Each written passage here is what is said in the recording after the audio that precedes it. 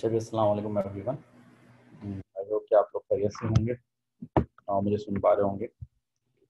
Sorry, मैं थोड़ा late हो गया। थोड़ा मैं एक्चुअली जो है वो बाहर था, घर पहुंचने में थोड़ी देर हो गई मुझे, एक इमरजेंसी थी।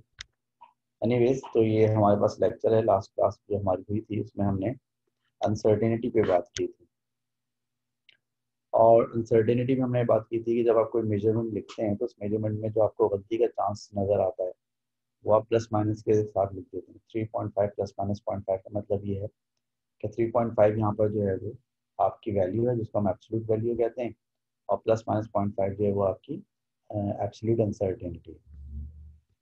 फिर आप एब्सोल्यूट अनसर्टेनिटी को अगर एब्सोल्यूट वैल्यू से डिवाइड करें तो ये फ्रैक्शनल अनसर्टेनिटी कहलाती है, और अगर फ्रैक्शनल अनसर्टेनिटी को मल्टीप्लाई बाय 100 करते हैं तो फिर वो परसेंटेज अनसर्टेनिटी कहलाती है। अब अनसर्टेनिटी लिखने का तरीका क्या होता है? अनसर्टेनिटी लिखने का तरीका ये होता है कि जो एब्सोल्यूट अनसर्टेनिटी होती है वो हमेशा आप 1 एसएफ में लिखते हैं। जैसे यहाँ पर लिखा हुआ है 2.02 प्लस माइनस 0.019, तो 0.019 जो एब्सोल्यूट अनसर्टेनिटी है 2 एसएफ में नहीं हो सकती, तो हमने राउंड ऑफ करके 0.02 किया इसको। यहाँ पे लिखा था 4.7 प्लस माइनस 0.8, तो 0.8 को राउंड ऑफ करके आपने 0.2 लिखा है यहाँ पर। दूसरा रूल ये है कि जो एब्सोल्यूट वैल्यू होती है और जो एब्सोल्यूट अनसर्टेनिटी होती है उनकी सेम डिग्री ऑफ प्रिसीजन होना चाहिए, यानी कि वो आपस में कंसिस्टेंट होना चाहिए। कंसिस्टेंट होने का मतलब ये है कि जो वैल्यू का लास्ट डेसिमल प्लेस है और जो अनसर्टेनिटी का लास्ट डेसिमल प्लेस है वो मैच करना चाहिए। जैसे ये 4.2 वो लिखा हुआ है तो इसमें डेसिमल के बाद 2 प्लेसेस हैं, यहाँ पे 0.01 लिखा हुआ है, यहाँ पे डेसिमल के बाद 2 प्लेसेस हैं। ठीक है, जैसे 3.29 लिखा हुआ है, इसमें डेसिमल के बाद 2 प्लेसेस हैं, और 0.1 में डेसिमल के बाद 1 प्लेस है। तो हम जो है अनसर्टेनिटीज को रेक्टिफाई करने के लिए हम सिर्फ क्या कर सकते हैं, सिर्फ हम उसको राउंड ऑफ कर सकते हैं। तो 3.29 को राउंड ऑफ करेंगे तो 3.3 हो जाएगा, और 0.1 के साथ कंसिस्टेंट हो जाएगा। फिर हमने देखा था कि जब आप वैल्यूज को ऐड करते हैं विद अनसर्टेनिटी तो आप क्या करते हैं? जब आप वैल्यूज को विद अनसर्टेनिटी ऐड करते हैं तो वैल्यूज तो ऐड हो जाती हैं, उसके साथ साथ जो अनसर्टेनिटीज हैं वो भी ऐड हो जाती हैं। ऐसे आप जब वैल्यूज को सब्ट्रैक्ट करते हैं तो वैल्यूज तो सब्ट्रैक्ट हो जाती हैं, लेकिन अनसर्टेनिटीज तब भी ऐड ही होती हैं, क्योंकि अनसर्टेनिटीज को जो है वो आप सब्ट्रैक्ट नहीं कर सकते, अनसर्टेनिटीज हमेशा ऐड होती है। फिर मल्टीप्लिकेशन में हम क्या करते हैं, जब आप दो क्वांटिटीज को मल्टीप्लाई करते हैं तो उसका आंसर एक तीसरी क्वांटिटी आती है। मिसाल के तौर पर आप एक्स और वाई को मल्टीप्लाई करें तो आंसर क्या आएगा? जेड आएगा। तो ये एक्स और वाई को तो आप मल्टीप्लाई कर देंगे, जेड आंसर आ जाएगा। लेकिन एरर के लिए क्या करेंगे? एरर के लिए आप ये करेंगे, जो फ्रैक्शनल अनसर्टेनिटी ऑफ जेड होती है वो बराबर होती है fractional uncertainty of X plus fractional uncertainty of Y के बराबर होती है। और इस फॉर्मूले से आप जेड की एब्सोल्यूट अनसर्टेनिटी यानी कि डेल्टा जेड मालूम कर सकते हैं। डिवीजन में भी ऐसे ही होता है। डिवीजन में भी आप क्या करते हैं कि आप जो है वो जो डिवाइड करना होगा उसको डिवाइड कर लेते हैं, और उसके बाद जो है फिर जो फ्रैक्शनल अनसर्टेनिटी ऑफ आंसर होती है बराबर होती है फ्रैक्शनल अनसर्टेनिटीज ऑफ फैक्टर जो कि आप डिवाइड कर रहे होते हैं। तो हम डिस्कस किया था मल्टीप्लिकेशन और डिवीजन विद इंडाइसेस, यानी कि आप मल्टीप्लिकेशन और डिवीजन कर रहे हैं लेकिन उसमें पावर आ गई है, तो आप मल्टीप्लिकेशन और डिवीजन पावर के साथ करेंगे। एरर निकालते वक्त आप ये करेंगे कि जो फ्रैक्शनल एरर होगी, जिस चीज़ के ऊपर पावर होगी उसकी पावर जो फ्रैक्शनल एरर से क्या हो जाएगी, उसकी जो फ्रैक्शनल एरर है वो पावर से मल्टीप्लाई हो जाएगी। इसकी भी मैंने आपको कुछ एग्जाम्पल्स कराएंगे। फिर हमने डिस्कस ये कहता है कि जब आप चीज़ों को मल्टीप्लाई डिवाइड करते हैं तो अब जो आंसर की परसेंटेज अनसर्टेनिटी होती है वो मल्टीप्लाई होने वाली और डिवाइड होने वाली चीज़ों की परसेंटेज अनसर्टेनिटी के सम के बराबर होती है। यानी अगर एक्स और वाई को मल्टीप्लाई करना है और आंसर जेड आ रहा है तो एक्स में जो परसेंटेज एरर होगी और वाई में जो परसेंटेज एरर होगी, इन दोनों का सम जो होगा वो जेड की परसेंटेज एरर के बराबर होगा। या अगर आप एक्स और वाई को डिवाइड कर रहे हैं और उसका आंसर जेड आ रहा है तो एक्स और वाई की जो परसेंटेज एरर होगी वो जेड की परसेंटेज एरर के बराबर होगी। ये मैंने आपको जो वैल्यूज के जरिए प्रूव भी करके दिखाया है।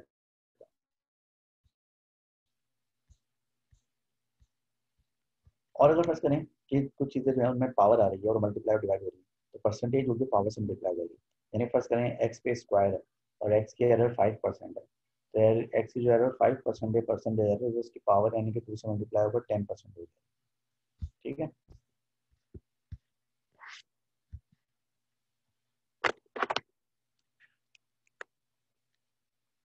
अभी क्वेश्चन देख लें। फर्ज करें, मैं कहता हूँ कि if z is equal to 4 square D on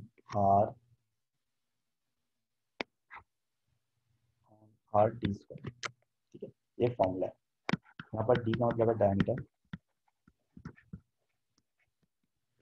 और उसकी वैल्यू है 2.0 प्लस माइनस 0.1 सेंटीमीटर। ठीक है। आर का मतलब है रेडियस और रेडियस जो आपको दिया हुआ है 5.3 और आपको दिया हुआ है 0.18 प्लस माइनस 0.01 सेंटीमीटर। और टी का मतलब प्लस करें आप टाइम है और टी की वैल्यू है 3.2 प्लस माइनस 0.1 सेकेंड। ठीक है। पहले आपको यह करना है, पहले आपको करना है ये है कि हम जो है पहले जेड की वैल्यू मालूम करेंगे, फाइंड जेड, और फिर क्या मालूम करेंगे, and then find delta Z. पहले जेड मालूम करें और फिर डेल्टा जेड करें। ठीक है। चलें जेड मालूम करते हैं। जेड की वैल्यू 4 पाई स्क्वायर, डी की वैल्यू है 2.0 by cube divide by R की वैल्यू है 0.18 और टी की वैल्यू है 3.2 प्लस स्क्वायर। पहले आपने जो है वो डी आर टी तीनों वेरिएबल की वैल्यू पुट कर दी। जब आप तीनों वेरिएबल की वैल्यू पुट कर देंगे तो कुछ ना कुछ आंसर आ जाएगा जेड का। तो मुझे कैलकुलेट करके बताएं क्या आंसर आ रहा है जल्दी से, शाबाश।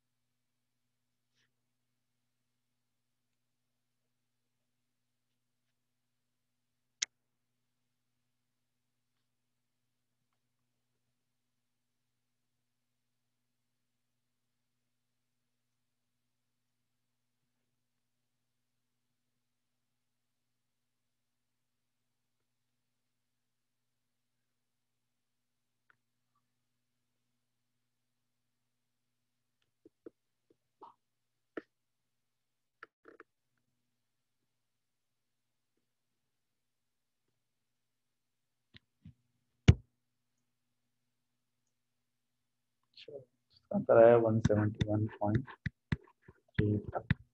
ठीक है। 35 के आगे कुछ आ रहा है सलमान? 171.35 के आगे क्या डिजिट आ रही है? So 171.347 है। 347। लेकिन जब वैल्यू निकाला करें ना पहले तो इसको राउंड ऑफ नहीं किया करें, पहले एरर निकाल लिया करें, फिर एरर के हिसाब से हम इसको राउंड ऑफ करते हैं। ठीक है। अब हम डेल्टा जेड निकालेंगे। डेल्टा जेड अपॉन जेड बराबर होगा किसके? 4 पाई तो नंबर है, जो नंबर होता है ना उसकी कोई एरर नहीं होती, तो इसका कोई यहाँ पे रूल नहीं होगा। डी की एरर आएगी और डी की एरर क्या आएगी? Delta D upon D.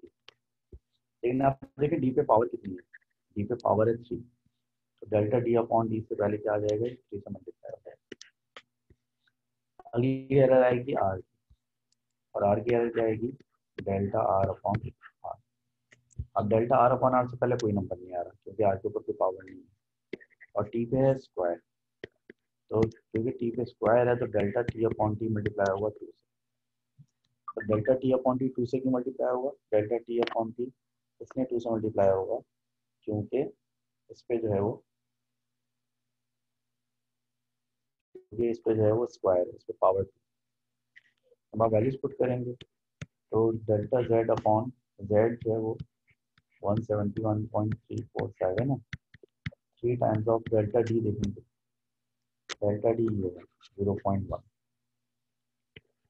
0.1 और डी जो है वो 2.0 प्लस डेल्टा आर कितना है? डेल्टा आर 0.01 है और आर जो 0.18 है, 0.01 divide by 0.18 plus 2 times of delta T upon T. Delta T 0.1 है और टी 3.2 है, हो जाएगा 0.1 डिवाइड बाई 3.2। ठीक है। इस पूरे को सॉल्व करके बताएं डेल्टा जेड कितना है।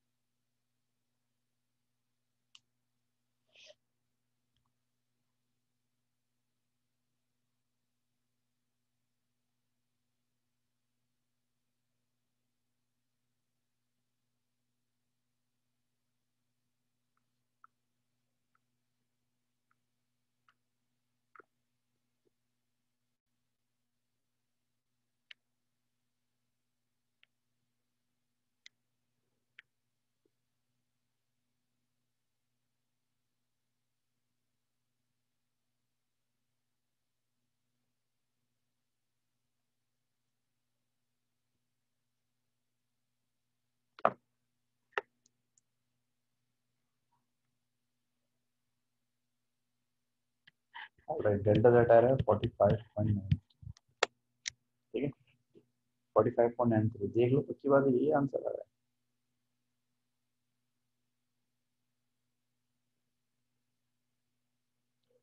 अभी हमसे पक्का यही आंसर आ रहा है 45.93, और फला बेटा यस यही सर। आंसर आ रहा है।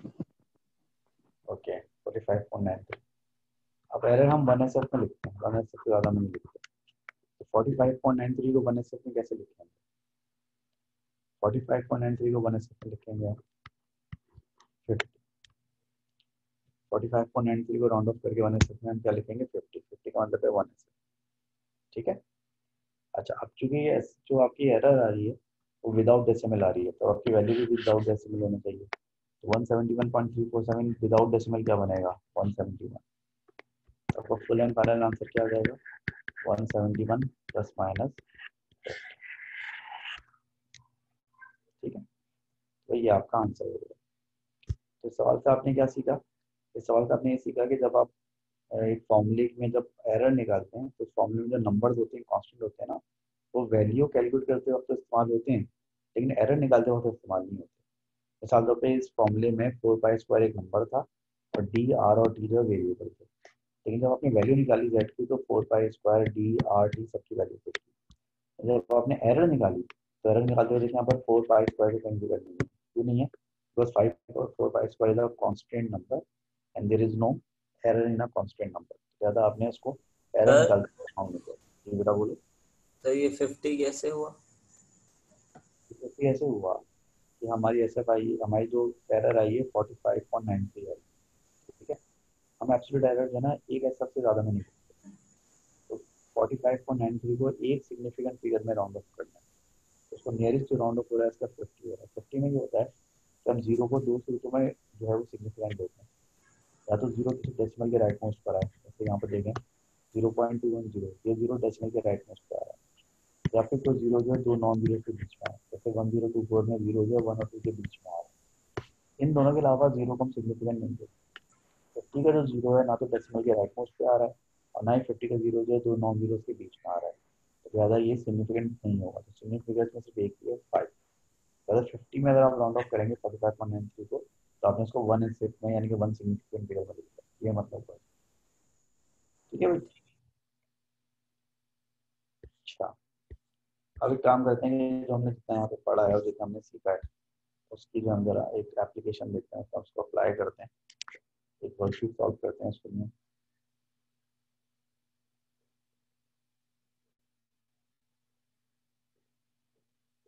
Worksheet number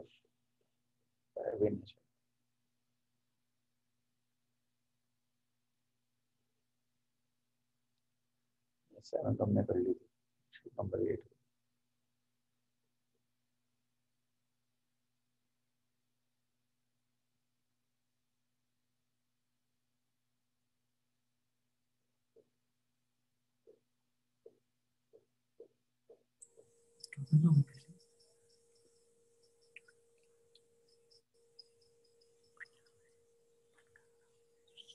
hello.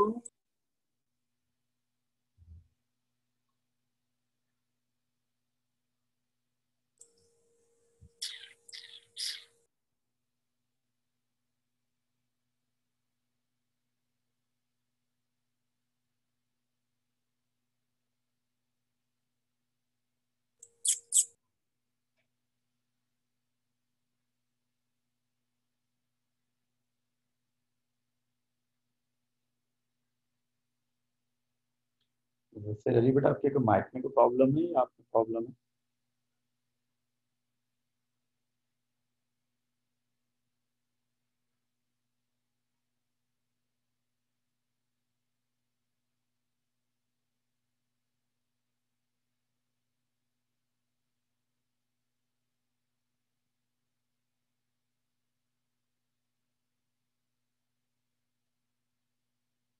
ऑलरेडी ये देखिए वर्कशीट है, जो आपको अपनी स्क्रीन पर नजर आ रही होगी, वर्कशीट नंबर 8। इसमें हम जो अनसर्टेनिटी के क्वेश्चन सॉल्व करें। पहले सवाल में कह रहे थे diagram shows an experiment to measure the speed of a small ball falling at constant speed through a clear liquid in a glass tube. There are two marks on the tube. The top mark is positioned at 115 plus minus 1 millimeter on the adjacent tool, and the lower mark at 385 plus minus 1 millimeter. The ball passes the top mark at 1.50 plus minus 0.02 second and passes the lower mark at 3.5 plus minus 0.02 second. The constant speed of the ball is calculated by 385 minus 115 divided by 3.5 minus 1.50 equals to 270 divided by 2.00 equals to 135 millimeter per second. So which expression calculates the fractional uncertainty in the value of this speed? देखें बात सुन, यहाँ पर जो scale की reading है इस point पर scale reading है 155 प्लस माइनस 1 मिलीमीटर, ठीक है, और इस वाले पॉइंट पे जो स्केल की रीडिंग है वो है 385 प्लस माइनस 1 मिलीमीटर, ठीक है। यहाँ पर टाइम जो हुआ था 1.50 सेकेंड्स हुए थे, और 1.50 सेकेंड में जो अनसर्टेनिटी है वो कितनी है, वो है 0.02 सेकेंड, और यहाँ पहुँच के टाइम हो गया 3.5 सेकेंड, और उसमें भी आ कितनी है 0.02 सेकेंड, ठीक है। अब हमें मालूम करना है कि बॉल कितनी स्पीड से पानी के अंदर गिर रही है, लिक्विड के अंदर गिर रही है। तो स्पीड मालूम करने का तरीका क्या होता है, डिस्टेंस। डिस्टेंस यहाँ से लेकर यहाँ तक का हो जाएगा, ये आपका डिस्टेंस हो गया, और टाइम से डिवाइड करना होता है डिस्टेंस को, तो यहाँ से आता है कि आपका टाइम हो जाएगा। जब आप डिस्टेंस निकालेंगे तो कैसे निकालेंगे, डिस्टेंस आप ऐसे निकालेंगे कि आप 385 में से 115 को माइनस करेंगे, आप यही करेंगे ना मैम, 385 में से 115 को माइनस करेंगे, तो 385 प्लस माइनस 1 में से आप माइनस करेंगे 115 प्लस माइनस 1। जब आप 385 में से 115 को माइनस करें तो आंसर आ रहा है 270, और 270 में कितनी हो जाएगी 2। तो जब आप दो वैल्यूज को सब्ट्रैक्ट करते हैं तो उनकी अनसर्टेनिटीज ऐड हो जाती है। यहाँ पर आप टाइम मालूम करने के लिए इन दोनों को सब्ट्रैक्ट करेंगे, 3.50 plus minus 0.02 minus 1.50 plus minus 0.02। Minus करने के बाद जब आपका टाइम बचेगा 2.00 प्लस माइनस 0.02। यहाँ पर दोनों एरर्स जमा हो, ये आपका आ गया डिस्टेंस 270 और ये आ गया आपका टाइम 2 सेकंड, क्योंकि स्पीड दे रहा है आपको 1 का। अब इसमें फ्रैक्शनल अनसर्टेनिटी कैसे जमा करेंगे, बहुत आसान है। इसकी फ्रैक्शनल अनसर्टेनिटी प्लस इसकी फ्रैक्शनल अनसर्टेनिटी, तो जो ये आपने डिस्टेंस वैल्यू निकाली इसकी फ्रैक्शनल अनसर्टेनिटी क्या होगी 0.270, और इसकी फ्रैक्शनल अनसर्टेनिटी क्या होगी 0.02 डिवाइड बाय 2.02। जो आंसर की जो फ्रैक्शनल अनसर्टेनिटी होगी वो इन दोनों की फ्रैक्शनल अनसर्टेनिटी के सम के बराबर होगी, और इन दोनों की फ्रैक्शनल अनसर्टेनिटी का सम बन रहा है 2/270 प्लस 0.02 डिवाइड बाय 2.0। ऐसा कहाँ लिखा हुआ है, ऐसा जो है वो तो भाई 0.04 होगा ऐड करने के बाद, 0.02 और 0.02 ऐड होकर 0.4 होगा ना, तो 2/270 प्लस 0.04 डिवाइड बाय 2.0 आपका आंसर ये हो जाएगा, ठीक है भाई। Question number 2, an experiment is carried out to measure the resistance of a wire. The current in the wire is 1.0 plus minus 0.2 ampere, and the potential difference across the wire is 8.0 plus minus 0.4 volt. So what is the resistance of the wire and its resistance and its uncertainty? आपको current की value दी हुई है और आपको resistance potential difference की value दी हुई है, आपको क्या बताओ रेजिस्टेंस क्या है। अपनी रेजिस्टेंस बराबर होती है V अपॉन I के, रेजिस्टेंस इस फॉर्मूले से आ जाएगी, और डेल्टा R अपॉन R किसके बराबर होगा, डेल्टा R अपॉन R बराबर होगा delta V upon V plus delta I upon R, ठीक है।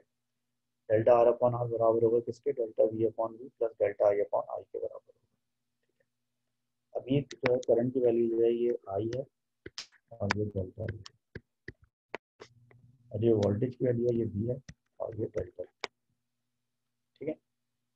करेंगे what is the resistance of the wire and it's uncertainty, तो रेजिस्टेंस निकालें और उसकी अनसर्टेनिटी निकालें। रेजिस्टेंस कैसे आएगी, V की वैल्यू है 8.0, I की वैल्यू है 1.0, रेजिस्टेंस आ गई 8.0।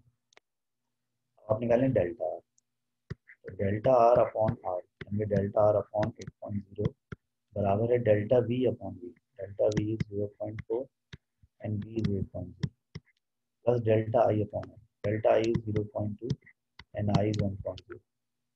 इस पूरे को सॉल्व करके बताएं कि डेल्टा आर का आंसर क्या है।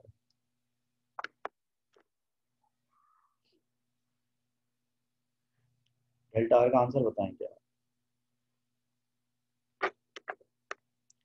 डेल्टा आर का आंसर आ रहा है, ठीक है। अब डेल्टा आर का आंसर 2 आ रहा है और विदाउट डेसिमल आ रहा है, तो फिर 8.0 को भी आप विदाउट डेसिमल लिखेंगे, यानी कि 8 लिखेंगे। तो आपका आंसर हो जाएगा 8 प्लस माइनस 2। आपका आंसर क्या हो जाएगा? 8 प्लस माइनस 2 हो जाएगा। अच्छा ये बताएं कि अगर मैं इसको ऐसे लिख दूँ 8.0 प्लस माइनस 2.0, इसमें गलती क्या है? हाँ भाई, आप में से कोई बताना पसंद करेगा? अगर मैं इसको 8.0 प्लस माइनस 2.0 लिख दूँ, इसमें पॉइंट गलती के क्या है?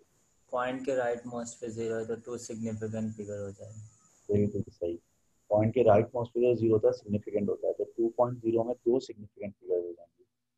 2.0 में एक सिग्निफिकेंट फिगर नहीं होगी, 2.0 में 2 सिग्निफिकेंट फिगर हो जाएंगे, इसलिए ये गलत होगा, ठीक है, इसलिए ये गलत होगा। तो आप 8 प्लस माइनस 2 लिखेंगे, 8.0 प्लस माइनस 2.0 नहीं लिखेंगे, ठीक है। Question number 3। क्वेश्चन नंबर 3 को पढ़ें सब लोग और से, आज तो फाड़ फाड़ के पढ़ें और से, और मुझे बताएं इसका क्या आंसर होगा।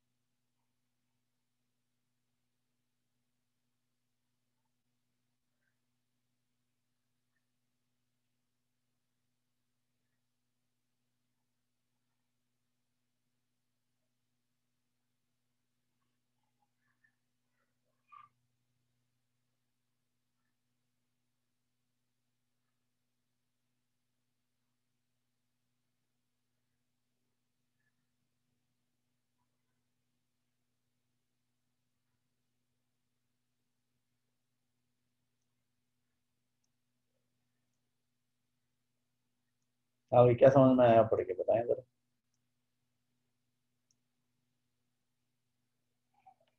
देखिए सवाल ये है कि the resistance of a lamp is calculated from the value of the potential difference across the value of the current passing through. फिर आप रेजिस्टेंस कैसे मालूम करते हैं? अब रेजिस्टेंस मालूम करते हैं पोटेंशियल डिफरेंस को करंट से डिवाइड करके, यानी कि आर बराबर होता है वी अपॉन आई। कह रहे which statement correctly describes how to combine the uncertainties in the potential difference and in the current। कह रहे हैं कि अब आप ये बताएं कि पोटेंशियल डिफरेंस और करंट की अनसर्टेनिटी को कैसे जमा करेंगे। कैसे जमा करेंगे भाई कि यहाँ पर डेल्टा आर अपॉन आर जो तो बराबर होगा किसके? Delta V upon V plus delta I upon I. तो आप दोनों की फ्रैक्शनल अनसर्टेनिटीज को जमा कर लेंगे, यानी कि परसेंटेज अनसर्टेनिटीज को भी जमा कर सकते हैं, ठीक है। पहले ऑप्शन में कह रहा है कि add together the actual uncertainty in PD and actual uncertainty in current. तो देखिए एक्चुअल अनसर्टेनिटी यानी delta I plus delta B. लेकिन delta I plus delta B आप उस सूरत में रहते जब वी और आई जमा हो रहे थे, और वी और आई ऐड नहीं हो रहे हैं, वी और आई डिवाइड हो रहे हैं, तो अब दोनों एक्चुअल अनसर्टेनिटी को जमा नहीं करेंगे। Add together the percentage uncertainty in PT and percentage uncertainty in current, ये सही। तो जब दो चीजें मल्टीप्लाई डिवाइड हो रही होती हैं तो आंसर की परसेंटेज अनसर्टेनिटी वैल्यूज की परसेंटेज अनसर्टेनिटी के सम के बराबर होती है। ये आंसर की जो फ्रैक्शनल अनसर्टेनिटी होती है वो वैल्यूज की फ्रैक्शनल अनसर्टेनिटी के बराबर होती है। तो लिहाजा B is the correct answer. C क्यों गलत है? Subtract the actual uncertainty, subtraction का तो सवाल ही पैदा नहीं होता। अनसर्टेनिटीज आर नेवर सब्ट्रैक्टेड, तो ना तो आंसर सी हो सकता है और ना ही डी हो सकता है।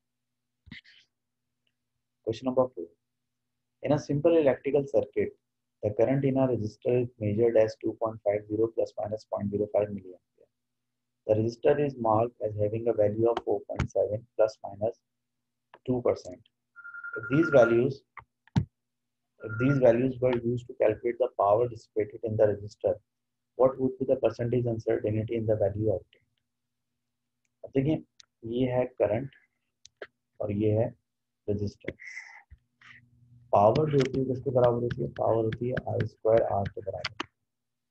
तो अगर आप परसेंटेज अनसर्टेनिटी इन पावर निकालेंगे तो किसके बराबर होगी? 2 times of percentage uncertainty in I plus percentage uncertainty in are. जो परसेंटेज अनसर्टेनिटी इन पावर होगी वो 2 times of percentage uncertainty in current और परसेंटेज अनसर्टेनिटी इन आर के बराबर होगी। तो करंट की परसेंटेज एरर कैसे आएगी? करंट की एरर परसेंटेज एरर ऐसे आएगी कि 0.05 इसकी एरर है, डिवाइड बाय 2.50 करेंगे और मल्टीप्लाई बाय 100 करेंगे। तो मेरे ख्याल से ये आ जाएगा, देखो भाई कितना आ जाएगा,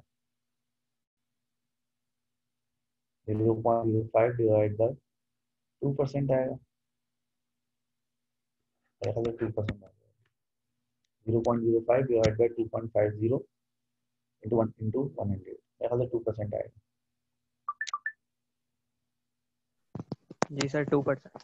2% आ गया। तो भाई आपका करंट जो है 2% एरर है, उसको मल्टीप्लाई बाय 2 नहीं करना है। करंट की परसेंटेज एरर को 2 से भी मल्टीप्लाई करना है, तो करंट स्क्वायर।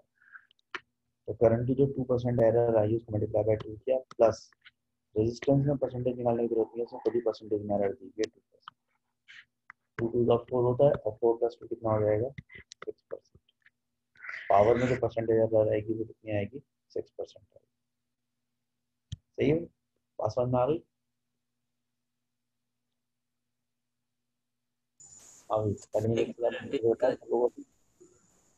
ये आवाज नहीं आ रही, दोबारा बोलें। समझ नहीं आया, एक बार फिर से बता दें। देखो होता है क्या है, हम लेक्चर पढ़ रहे थे उसमें हमने ये पढ़ा था कि जब आप चीज़ों को मल्टीप्लाई डिवाइड करते हैं उससे जो आंसर आता है, तो जिन चीज़ों को आप मल्टीप्लाई डिवाइड कर रहे होते हैं उनकी परसेंटेज एरर जो होती है उसका सम जो होता है वो आंसर की परसेंटेज एरर के बराबर होता है। ठीक है ना? आप जो है जिन चीज़ों को एड सब्ट्रैक्ट कर रहे होते हो उनकी परसेंटेज एरर का सम जो है वो आंसर की परसेंटेज एरर के बराबर होता है। यहाँ पर जिक्र हो रहा है किसका? करंट का। और यहाँ पर जिक्र हो रहा है किसका? रेजिस्टेंस। और आपको मालूम ही अगर नहीं है पावर। तो पहले आप वैल्यूज को छोड़ें, पहले देखते हैं पावर कैलकुलेट कैसे होती है। पावर ऐसे कैलकुलेट होती है, तो पावर जो है बराबर होती है आई स्क्वायर आर। पावर जो है वी इंटू आई के भी बराबर होती है, पावर जो है वी स्क्वायर अपॉन आर के भी बराबर होती है। लेकिन यहाँ पर करंट और रेजिस्टेंस का जिक्र हो रहा है, तो करंट और रेजिस्टेंस की फॉर्म में जो पावर होती है वो आई स्क्वायर आर के बराबर होती है। तो लिहाजा अगर मैं आपसे कहूँ कि भाई पावर में कितनी परसेंटेज एरर होगी, तो पावर में जो परसेंटेज अनसर्टेनिटी होगी वो किसके बराबर होगी? 2 times of percentage uncertainty in current I. तो ये 2 टाइम्स क्यों किया मैंने? क्योंकि आई की पावर 2 है, आई पे स्क्वायर है, और plus percentage uncertainty in are. और आर में कितनी परसेंटेज एरर है उसको जमा कर देंगे 2 times of percentage error in I से ऐड कर देंगे। अब यहाँ पर देखें कि आपको करंट और रेजिस्टेंस की परसेंटेज एरर दी हुई है। अब देखें आपको रेजिस्टेंस की जो परसेंटेज एरर दी हुई है, रेजिस्टेंस की परसेंटेज एरर कितनी है? 2%। करंट की परसेंटेज एरर नहीं दी हुई बल्कि एब्सोल्यूट एरर दी हुई। तो परसेंटेज एरर कैसा मालूम करते हैं? परसेंटेज एरर ऐसे मालूम करते हैं ना, जो मैंने बिल्कुल बेसिक चीज बताई थी आपको, delta x upon x multiply by 100, ऐसे परसेंटेज एरर मालूम करते हैं। यहाँ पे डेल्टा एक्स का मतलब क्या हो जाएगा? 0.05। एक्स का मतलब क्या हो जाएगा? 2.50 मल्टीप्लाई बाय 100, तो ये आएगा 2%। करंट में भी 2% एरर है, रेजिस्टेंस में भी 2% एरर है। तो देखा जाए तो परसेंटेज का सम 4% होना चाहिए। लेकिन मसला है कि हम जो फॉर्मूला यूज कर रहे हैं उस फॉर्मूले में आई पे स्क्वायर है, तो जो पावर होती है वो परसेंटेज एरर से मल्टीप्लाई हो जाती है। तो 2% आई में एरर है, 2 से मल्टीप्लाई होकर क्या हो जाएगा 4%, और 2% एरर रेजिस्टेंस में, तो 4 + 2 कितना हो जाएगा, 4 + 2 हो जाएगा 6%।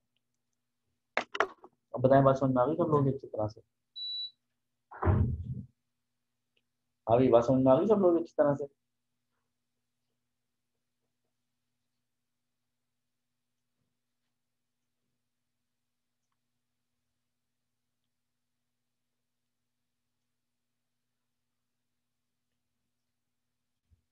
चलें, अब बात समझ में आ गई तो और आगे चलते हैं। Question number 5। क्वेश्चन नंबर 5 में कह रहे हैं the sides of a cube are measured with callipers.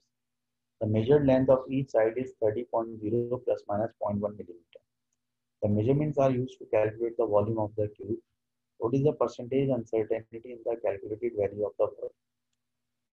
कह रहे हैं कि एक क्यूब है, क्यूब का मतलब क्या होता है, इसकी तीनों साइड बराबर है, एक क्यूब है, ठीक है। अब इस क्यूब की तीनों साइड बराबर है, फर्स्ट करें इसकी लेंथ है एल, इसकी लेंथ है एल और इसकी लेंथ है, तो इसकी हर साइड की जो लेंथ आ रही है वो कितनी आ रही है 30.0 ± 0.1 मिलीमीटर। तो 30.0 क्या है लेंथ एल, और 0.1 क्या है इसमें एरर यानी कि डेल्टा। इस मेजरमेंट का आप इस्तेमाल कर रहे हैं वॉल्यूम मालूम करने। एक क्यूब जिसकी हर साइड की लेंथ एल है उसका वॉल्यूम कैसे आएगा, वॉल्यूम आएगा एल क्यूब से। तो वॉल्यूम कैसे मालूम करते हैं, length into breadth into height.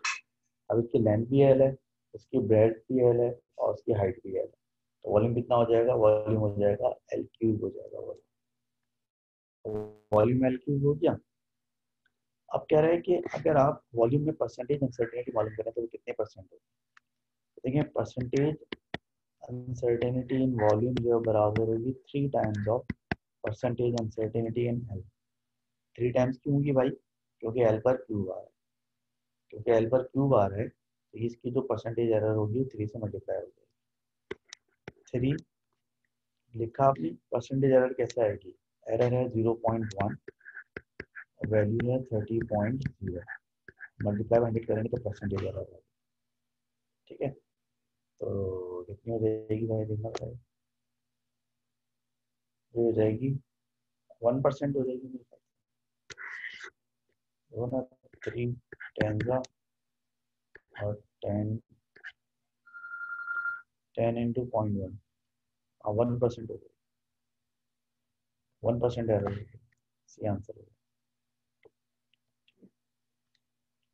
Question number 6, quantity x has a fractional uncertainty of x, quantity y has a fractional uncertainty of y, so what is the fractional uncertainty in x upon y square? देखिए एक value है capital x, एक value है capital y। अगर आप capital x की fractional uncertainty निकालेंगे तो क्या लिखेंगे आप, delta into capital x upon capital x, और y की फ्रैक्शनल अनसर्टेनिटी लिखने के बाद क्या लिखेंगे, delta capital Y upon y। तो कह रहा है कि जो x की फ्रैक्शनल अनसर्टेनिटी है उसको स्मॉल x कह रहा है, और जो y की फ्रैक्शनल अनसर्टेनिटी है उसको स्मॉल y कह रहा है। जो x की फ्रैक्शनल अनसर्टेनिटी है उसको स्मॉल x कह रहा है, और जो y की फ्रैक्शनल अनसर्टेनिटी है उसको स्मॉल y कह रहा है, ठीक है। तो अब ये कह रहा है कि अगर हम x अपॉन वाई स्क्वायर की फ्रैक्शनल अनसर्टेनिटी निकालें तो वो किसके बराबर आएगी, तो अगर हम x अपॉन वाई स्क्वायर की फ्रैक्शनल अनसर्टेनिटी निकालेंगे तो बराबर आएगी delta x upon x plus 2 times of delta y upon y। अगर आप x अपॉन वाई स्क्वायर की फ्रैक्शनल अनसर्टेनिटी निकालेंगे तो y की delta x upon x plus 2 times of delta y upon y। अब डेल्टा x अपॉन x हमने क्या कहा, डेल्टा x अपॉन x हमने स्मॉल x का है, और डेल्टा y अपॉन y हमने क्या कहा, स्मॉल y का है। वैसे जो हमारी फ्रैक्शनल अनसर्टेनिटी आएगी वो आ जाएगी x प्लस, जैसे जो हमारी फ्रैक्शनल अनसर्टेनिटी आएगी वो आ जाएगी x प्लस 2y आ जाएगी।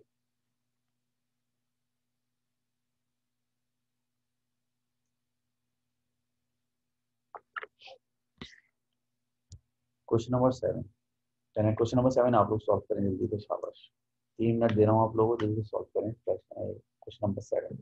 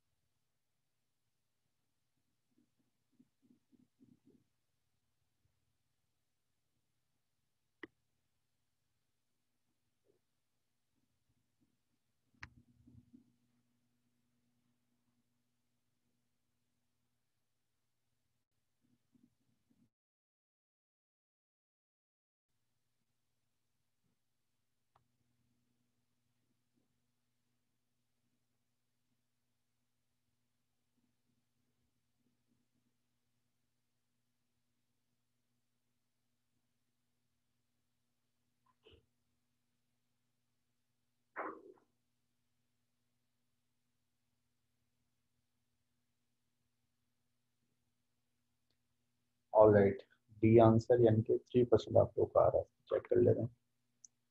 Can the speed of a car is calculated from measurements of the distance traveled and the time taken. The distance measured as 200 meter with uncertainty plus minus 2 meter, and the time measured is 10 seconds with an uncertainty of plus minus 0.2 seconds. So what is the percentage uncertainty calculated in the speed? देखिए speed distance upon time से आ रही है, तो percentage uncertainty in speed होगी बराबर होगी percentage uncertainty in distance plus percentage uncertainty in time, ठीक है। तो जो परसेंटेज डेंसिटी इन डिस्टेंस है वो कैसा आएगी, वो आएगी 2 डिवाइड बाय 200 यानी delta x upon x multiply by 100। तो परसेंटेज अनसर्टेनिटी इन टाइम आएगी, वो कैसे आएगी 0.2 डिवाइड बाय 10.0 मल्टीप्लाई बाय 100। तो लेकिन चूंकि स्पीड के फॉर्मूले में डिस्टेंस या टाइम पे कोई स्क्वायर या पावर कुछ नहीं होती, तो ज़्यादा इसको किसी नंबर से मल्टीप्लाई करने की जरूरत नहीं है। तो जो बनेगा 2/200 जो बनेगा 1% बनेगा, और 0.2 डिवाइड बाय 10 जो है वो भी 1% ही बनेगा, 2% बनेगा, 2% बनेगा, टोटल कितना हो जाएगा 3%। तो आपका आंसर डी हो जाएगा प्लस माइनस 3%। और मेरे ख्याल से ये आंसर सब लोगों ने बताया भी है।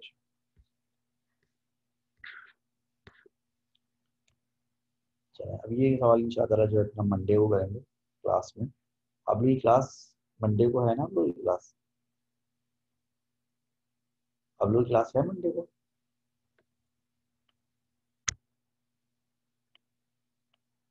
आप लोग क्लास है ना मंडे को, और क्लास जो है वो आपकी तो ऑन कैंपस ही है, आप लोग क्लास ऑन कैंपस ही है ना। चलो सिर्फ मंडे को आप लोगों से पहली दफा मुलाकात भी हो जाएगी कॉलेज में, और मंडे को इंशाल्लाह ताला इसको कंप्लीट करेंगे। नहीं तो मतलब ये कि आपको क्या नहीं पता अभी तक, क्या मतलब? तो 50% बच्चों की फिजिकल होगी और 50% तो ऑनलाइन आपकी होगी। क्लास में बच्चे कितने हैं यार? मेरी क्लास में 10-12 तो बच्चे हैं, तो उसमें तो 10-12 बच्चे तो क्लास में आ जाएंगे ना, उनको क्या 50? सर अब तक बस यही अनाउंसमेंट की है। जैसे मेरा सेक्शन है उसमें 74 बच्चे, तो उसमें तो मेरे ख्याल से 3 उसको 3 हिस्सों में डिवाइड करना पड़ेगा। 74 बच्चों को तो आधा आधा भी करेंगे तो 40-40 बनेंगे।